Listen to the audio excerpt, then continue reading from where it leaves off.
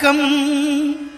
அதுவே ஆனைமுகமெனும் ஓங்கார விளக்கம். சுழலும் கோள்கள் அவன் சொல் கேட்கும். அவனை தொழுதால் போதும் நல்லதே நடக்கும். ஆனைமுகனை தொழுதால் நவக்கிரகங்களும் மகிழும்.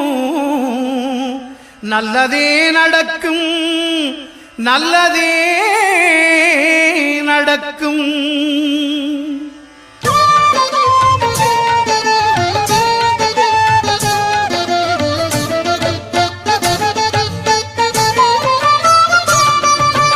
ஒன்பது கோளும் ஒன்றாய் காண